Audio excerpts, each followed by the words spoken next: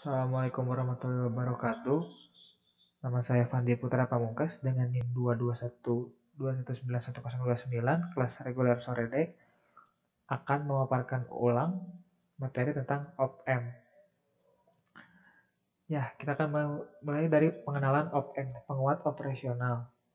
Adalah suatu rangkaian penguatan yang lengkap dalam bentuk sebuah IC.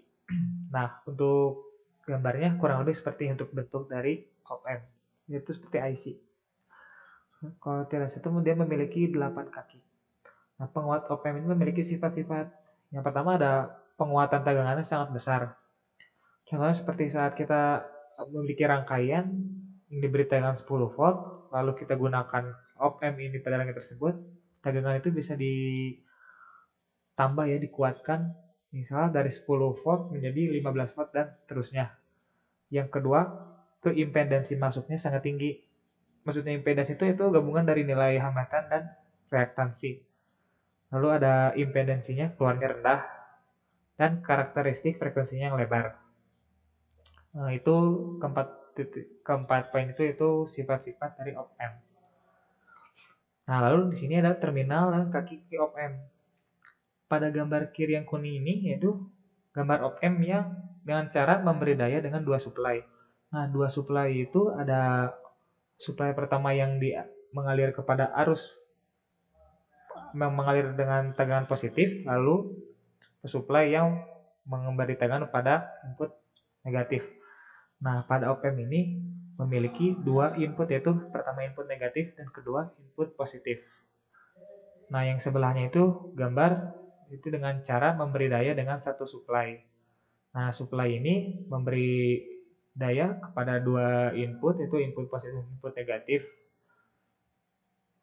Dan di tengah ini itu hambatannya. Nah, pada gambar di sudut kiri bawah ini yaitu gambar kaki-kaki op-amp. Setiap kaki ini memiliki fungsi masing-masing. Contohnya pada kaki 1 dan 5 sebagai offset null itu untuk mengaktifkan si op-amp ini. Kaki kedua itu masukan membalik atau inverting input. Kaki ketiga ada masukan tak membalik atau non-inverting input. Kaki keempat ada untuk ground. Kaki keenam untuk keluaran output. Kaki 7 untuk catur tegangan positif. Dan kaki 8 ini tidak digunakan ya. Jadi kaki 8 ini dikosongkan. Nah, untuk op-amp seri 741. Itu op-amp ini mempunyai beberapa versi yang berbeda ya, dari belakang angka 741-nya. Jadi si op-amp ini dibedakan dari belakang angkanya. Seperti 741A, 741C, 741E, dan 741M. Nah, huruf-huruf ini berbeda di belakang angka ini gunanya untuk membedakan pada penguatan tegangan, temperature range, noise level, dan karakteristik lainnya. Jadi setiap huruf di belakang angka 741 ini memiliki yang akan membedakan dari temperatur ini. Yang pertama itu ada IC op-amp 741C. Huruf C di belakang 741 adalah singkatan dari commercial grade, yaitu tipe 741 yang paling murah dan paling banyak umum digunakan. Nah, IC op-amp ini tuh yang sering digunakan oleh orang-orang. Dan harganya juga terbilang cukup murah. Makanya sering digunakan oleh banyak orang.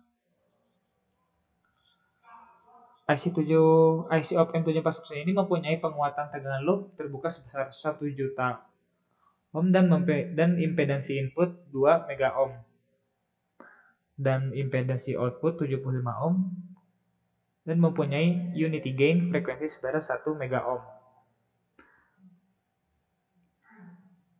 Nah, di sini berikut ada gambar catur dayanya. Kurang lebih seperti ini.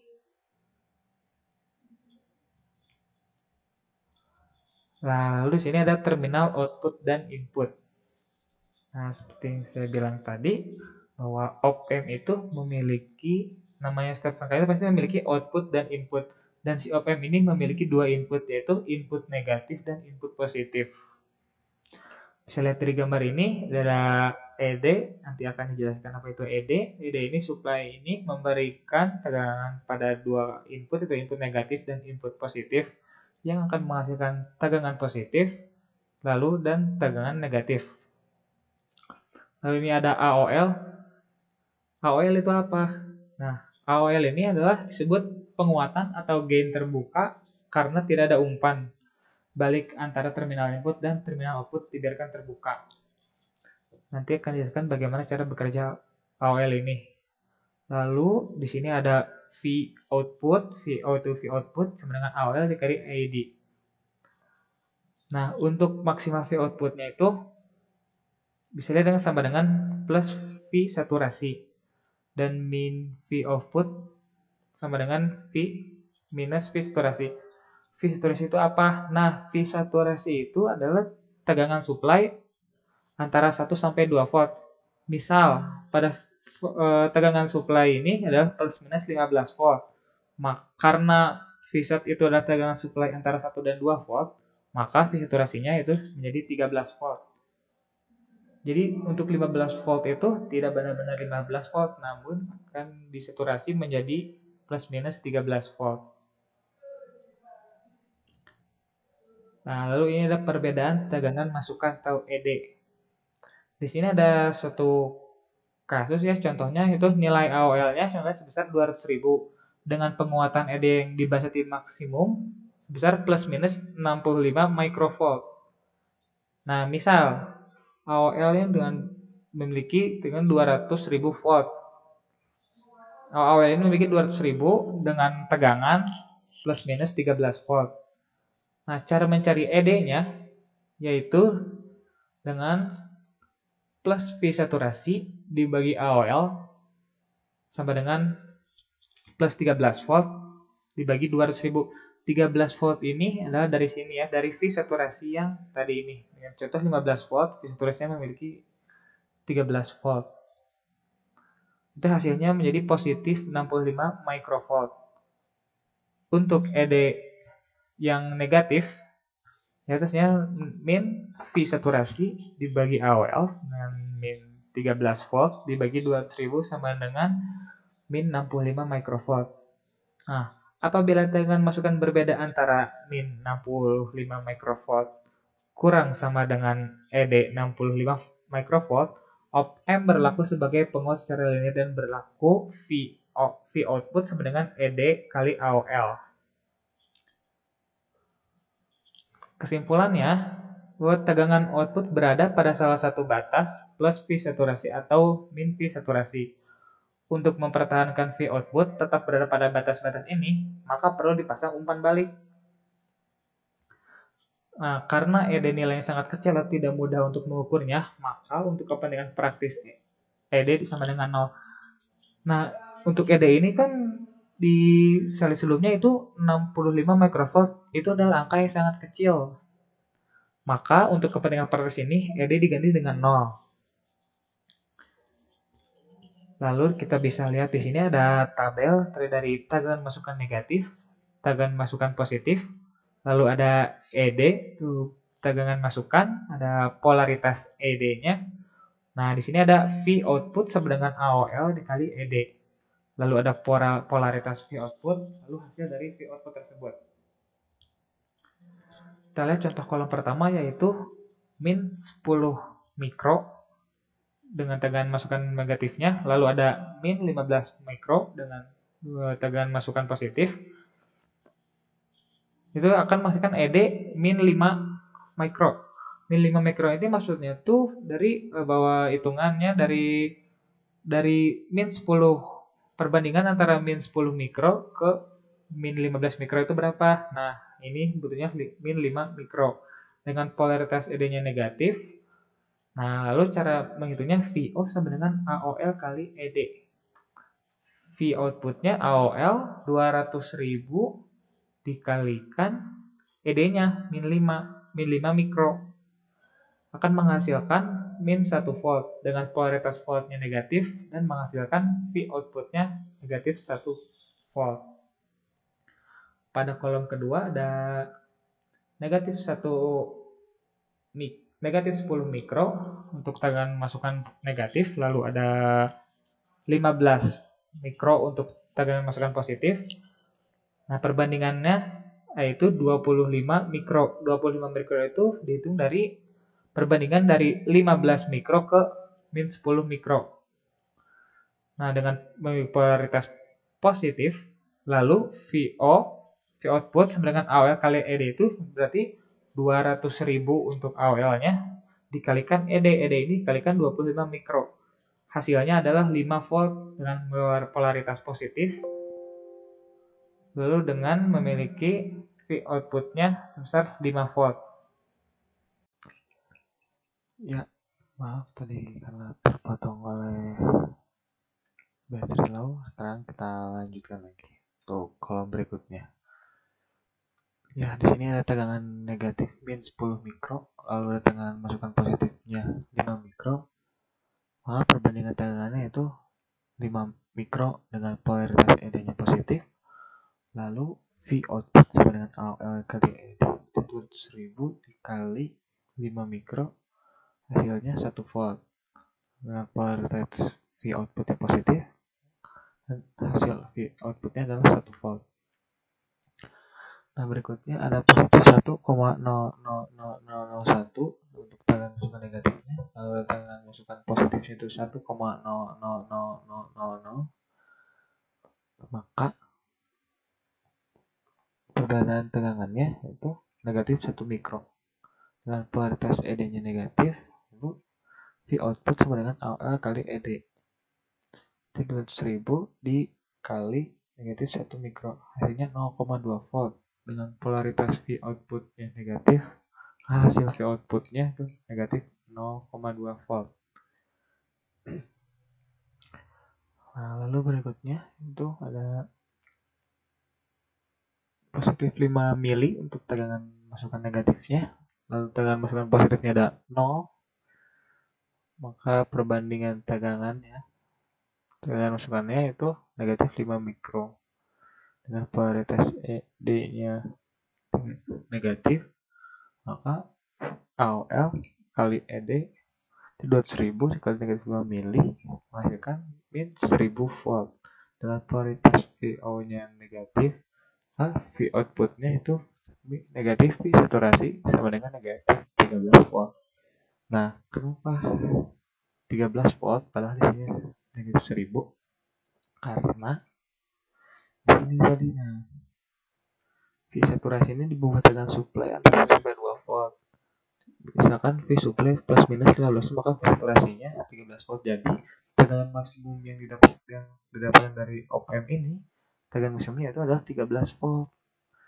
Jadi saat si tegangan op-amp ini sudah menginjak kaki di atas 13 volt, dia akan terhenti di 13 volt plus minus 13 volt. Makanya ini outputnya keluarannya yaitu negatif reset sama dengan negatif 13 volt.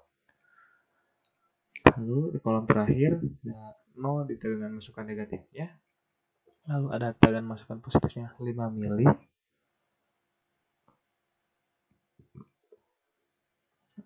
dan lalu ada perbedaan tegangannya itu berarti 5 mili dengan polaritas ED-nya positif, lalu dikali AOL kalikan ED-nya sama dengan 1000 volt. Dengan polaritas V outputnya positif, maka V outputnya itu positif V saturasi sama dengan positif 13 volt. Nah, ini kasusnya sama seperti yang tadi sebelumnya, namun hanya beda dari polaritasnya saja.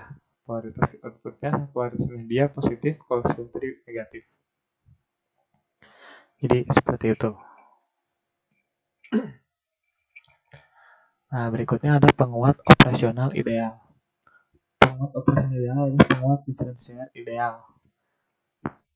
Mungkin ini karena bisa dibilang sempurna ya, makanya dia dinamakan penguat operasional ideal.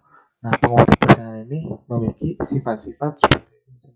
Salah satunya itu penguatan tegangan tak terhingga atau gain voltnya tak terhingga. Jadi dia bisa menguatkan tegangan sampai nilai ke yang tak terhingga.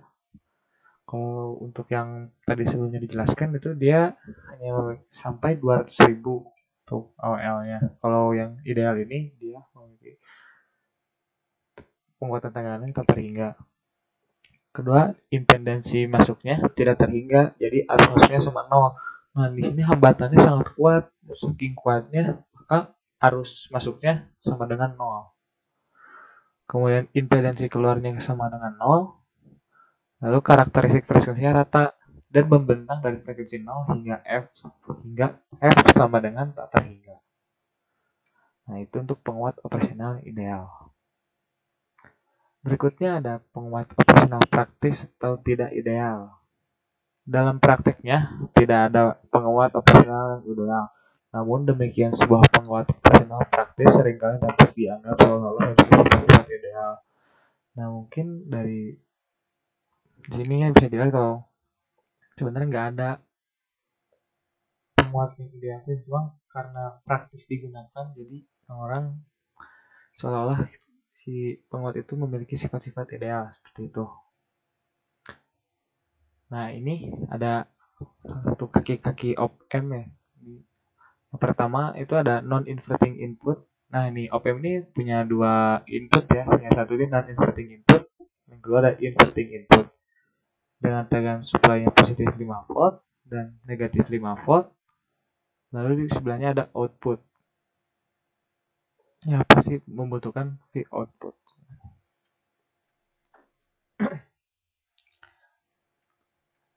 Berikutnya ada inverting op-amp.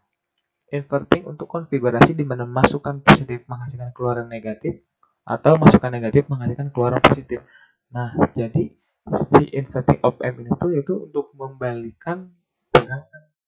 Misalkan di sini gambarnya adalah V inputnya masuk dari negatif. Nah, untuk inverting op-amp si tegangannya itu dimasukkan melewati input yang negatif. Input negatif ini tapi bukan bermaksudnya nilainya negatif, tapi inputnya hanya input negatif, kaki yang negatif ini. Nah, bagaimana cara menghitung tegangan keluarnya? Caranya adalah seperti ini. V out sama dengan negatif V in kalikan RF per Rin. Nah, negatif ini bukan suatu nilai ya, nilai negatif, tapi negatif ini karena input yang tegangannya masuk ke input negatif. Makanya dinamakan negatif V in. Nah, RF ini yaitu yang ini RF. Rin ini R masuk dari input. Nah, bagaimana kita cara membaca gambarnya? Nah, di contohnya seperti ini. Di sini ada tegangan, dia terus naik terus dengan waktu terus berjalan. Nah, tegangan ini masuk ke op-amp melewati input negatif. Saat masuk ke op-amp, lalu datang ke positif VCC,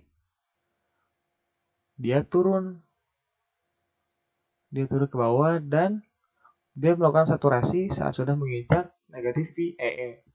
Dia melakukan saturasi lalu keluar saat menginjak kaki negatif VEE. Nah, ini yang input positif tetap dia tidak diberi tegangan. Itu 0. Bisa dilihat aja gambar sini kalau positif ini dia diberikan tegangan dan input yang positif ini diberikan dengan 0. Ini untuk inverting op-amp. Nah, lalu berikutnya ada non-inverting amplifier atau op-amp juga yang sama saja. Non-inverting untuk konfigurasi di mana masukan positif menghasilkan keluaran positif atau masukan negatif menghasilkan keluaran negatif. Seperti halnya pada rangkaian inverting, di sini pun akan ditunjukkan rumus gain dari rangkaian ini. Nah, ini juga ada nih cara menghitung tegangannya seperti apa. Nah, cara menghitung tegangan outputnya yaitu V input dikalikan 1 tambah RF per RI. R1 itu R ini, R in.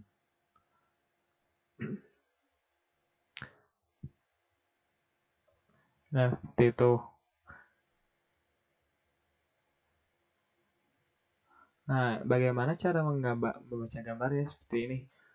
Contohnya ada ini tegangan naik ke atas. Terus pada saat tegangan masuk ke amplifier, masuk sini, masuk ke op-amp, dia terus naik. Lalu dia melakukan saturasi saat sudah menginjak positif VCC. Dan pada saat melakukan saturasi, dia baru tegangannya lurus terus. Dan bergerak terus seperti itu. Yaitu untuk non-inverting. Nah, berikutnya ada zero crossing detector. Itu rangkaian detektor dimaknai sebagai pembanding, yaitu membandingkan suatu tegangan masukan input pada salah satu kaki masukan dengan satu tegangan tertentu atau dengan nol. Hasil pembandingannya dapat menggunakan rumus ED sehingga didapatkan tegangan keluar output yang tergantung polaritas dari ED-nya. Nah, jika polaritas ED sama dengan negatif, maka V output-nya negatif V-sat. Jika polaritas ED positif, maka V output-nya positif V saturasi. Nah, terus zero crossing detector juga memiliki macam-macam ya. Pertama ada zero crossing null, inverting zero crossing detector, non-inverting zero crossing detector, inverting voltage level detector, lalu dan non-inverting voltage level detector. Nah, ini macam-macam dari zero crossing detector. Nanti akan dijelaskan satu-satu semua. Nah, berikutnya ada dati cycle. Dati cycle itu sinyal digital, sinyal digital. Ya, dati cycle siklus kerja tuh dati cycle merupakan perbandingan waktu on dengan periode sinyal dikalikan dengan 100. Nah, bagaimana cara menghitung dati cycle? Yaitu secara sebenarnya dengan T on dibagi T on plus T off. Nah, bisa dilihat gambar sebelah di sini. Di sini ada waktu, terus ini waktu. Garis lurus ini waktu. Nah, pada saat dia naik dari di atas 0 volt, nah ini adalah T on. T on-nya ini. T on. Lalu dia turun. Nah, setelah turun dari sini namanya T off. Ini dinamakan T off-nya. Nah, untuk totalnya berarti dari awal dia naik hingga dia kembali turun. Jadi ini untuk satu periodenya bisa dari sini. Dan seterusnya. Nah, di sini ada contoh kasus yaitu suatu sinyal mempunyai periode 10 milidetik dan waktu on sama dengan 3 detik. Berapa waktu negatif atau waktu rendahnya? Nah, waktu negatif waktu rendah itu berarti yang dicari itu T off-nya ya. Nah, bagaimana cara penyelesaiannya? Nah, cara penyelesaiannya itu T off sama dengan T dikurangi T on. Nah, bisa dilihat T-nya yaitu 10 milidetik dan T on-nya itu 3 milidetik. Berarti T off sama dengan 10 kurang 3 sama dengan 7 milidetik. Nah, lalu gunakan dati cycle tadi untuk T on per T karena ini udah T dikalikan 100% sama dengan 30%. Nah, itu untuk mencari dati cycle. Selanjutnya ada detektor penyilang nol. Detektor penyilang nol pembalik, inverting zero crossing detector atau IZCD, itu sinyal masukan masuk pada negatif op amp dan membandingkan dengan 0 positif op amp. Nah, jadi perbandingan tegangannya itu sama dengan positif input sama dengan dikurangi min input sama dengan 0 dikurangi V input sama dengan negatif V input. Nah, dilihat dulu prinsipnya dari sini. V input, apabila V input lebih kecil dari 0, maka V output sama dengan positif V saturasi.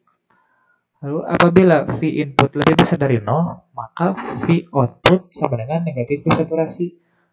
Nah, sekarang kita lihat gambar ini, cara kerja titik yang 0. Ini titik 0 ya. Lalu ini tegangan naik dia. Naik berarti lebih besar dari 0. Maka menggunakan prinsip yang ini. Apabila V input lebih besar dari 0, maka V output sama dengan negatif V saturasi.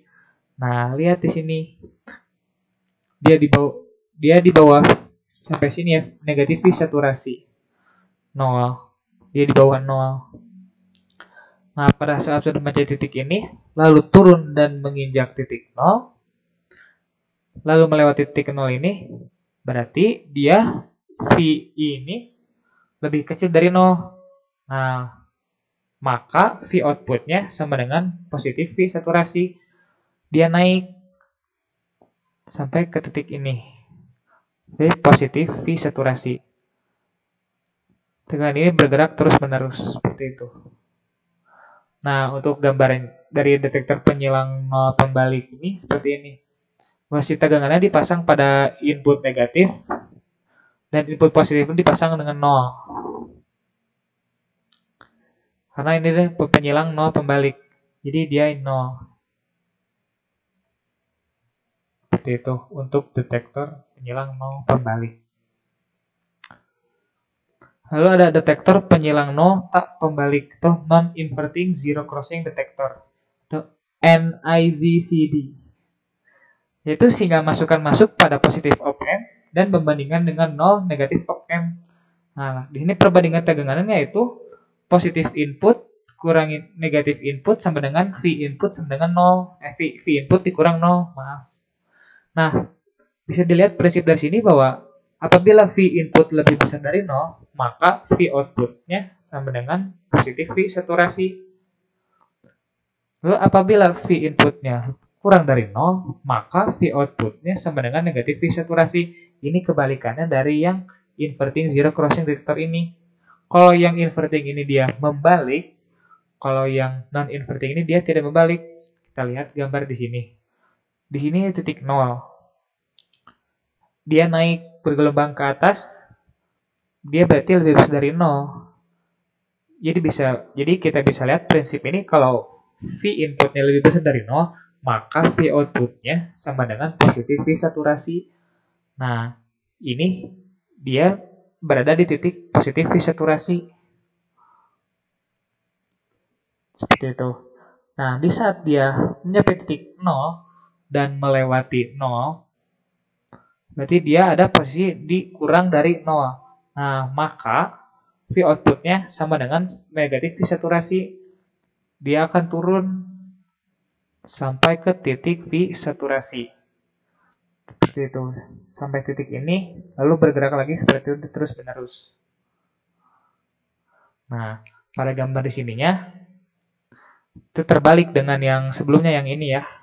Kalau yang inverting itu, dia memasang tegangan pada input negatif. Kalau yang non-inverting itu dia memasang tegangan pada input yang positif. Dan yang negatif dipasang input 0. Jadi ini hanya kebalikan dari yang inverting zero crossing detector tadi. Nah, lalu berikutnya ada detektor taraf tegangan. Detektor taraf tegangan membalik.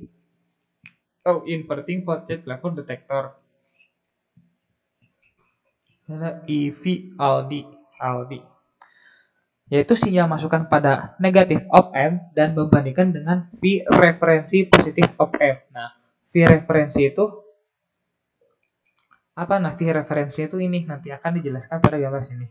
Sekarang sebelumnya kita lihat dulu pada prinsipnya. Perbandingan tegangannya itu positif V referensi dikurangi negatif input sama dengan V referensi kurangi V input.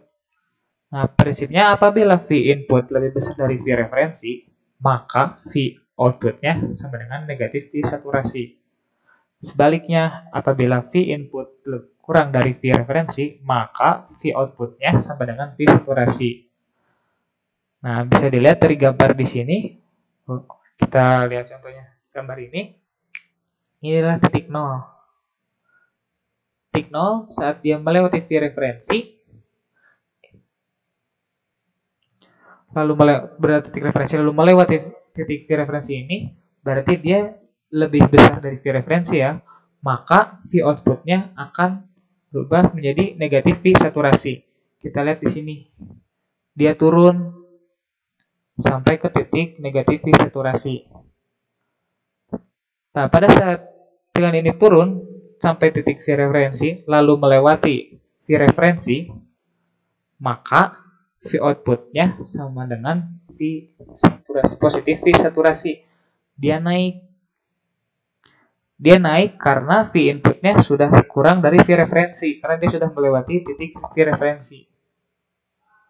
Dia turun.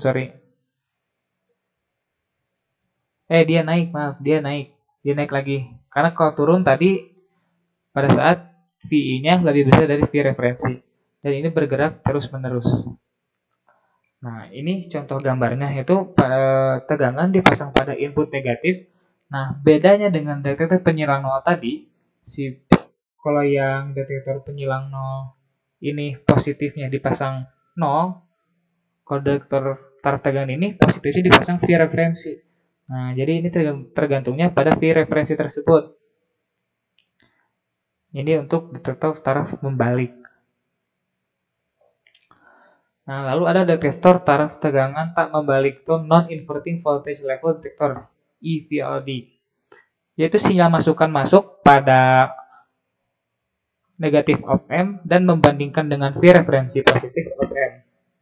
Nah, perbandingan tegangannya itu positif input kurangi negatif input sama dengan V input dikurangi V referensi. Memiliki prinsip apabila V input lebih kecil dari V referensi, maka V output sama dengan negatif V saturasi. Nah, sebaliknya apabila V input memiliki lebih besar dari V referensi, maka V output sama dengan positif V saturasi. Nah, dari gambar ini itu gambarnya tadi sama ya dengan yang ini. Kita lihat saja di web di luar. Nah, ini contoh gambar detektor tekanan tak membalik non-inverting voltage level detector. Nah, ini tegangannya dipasang pada input positif. Untuk input negatifnya dia dipasang V referensi. Kalau yang penyilang 0 tadi dia pasang 0 ya, tapi untuk taraf tegangan ini dia dipasang V referensi. Nah, ini untuk gambarnya seperti ini.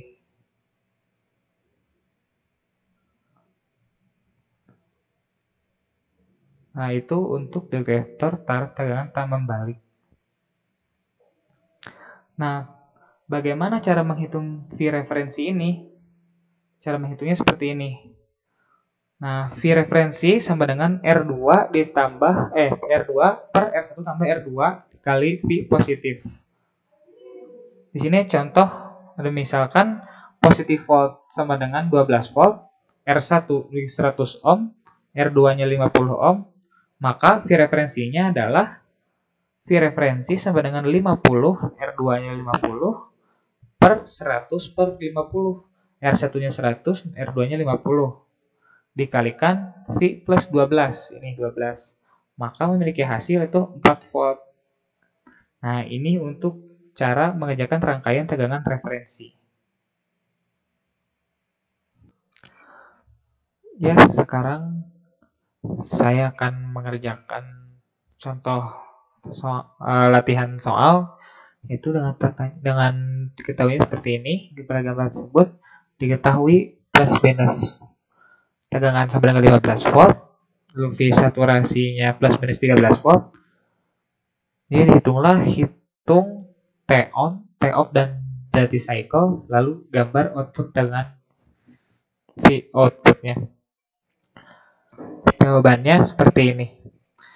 Sebelumnya kita uraikan dulu diketahuinya itu V input plus minusnya 15 volt, V saturasinya 13 volt, lalu ada R1 R2 ini ya R1 R2. R1-nya ada 50 k ohm, R2-nya ada 10 k ohm. Nah, sebelum mencari T on, T off dan duty cycle, kita harus mencari V referensi ini dulu, V referensi yang ini. Nah, jadi kita kerjakan dahulu yang ini. Itu menggunakan rumus yang ini. R2 sama dengan R1 ditambah R2 dikali positif tegangan. Nah, R2-nya berapa? R2-nya 10 per 50 tambah 10 dikali 15 volt. Hasilnya 2,5 volt. 2,5 volt itu di atas 0, di bawah 5 volt. Jadi kita simpan di tengah-tengah ini untuk V referensinya. Nah, untuk mencari T-nya saat dulu sini untuk mencari T-nya adalah 160 kurangi 20. 160 dikurangi 20 ini itu adalah akhir dan awal dari V referensi. Jadi awalnya referensi ada 20 diakhiri dengan 160. Nah, hasilnya ada 140 milisecond. Ini untuk T totalnya. Lalu untuk mencari T on-nya yaitu 160 dikurangi 160, 125. Nah, kenapa di sini? Karena T on itu kan pada tempatnya pada di atas waktu di atas V input pada di atas batas seperti itu. Jadi saat di atas Vref, nah ini T on ini adalah saat posisi di atas V referensi. Itu hasilnya 35 volt. Nah, untuk T off-nya yaitu 140 dikurangi 35. 35 itu T on tadi hasilnya 105 milisecond. Nah, kalau sudah diketemukan semuanya, lalu untuk mencari duty cycle-nya yaitu dengan 35 dikali 140. 40 itu dari T total dikalikan 100%. 100% berarti jadi 35 per 140 dikali 100%, yaitu hasilnya 25%. Nah, itu untuk soal latihan yang nomor 1. Ya, sekian dari saya. Mohon maaf apabila salah kata dan pengucapan yang kurang tepat. Saya akhiri dengan wassalamualaikum warahmatullahi wabarakatuh.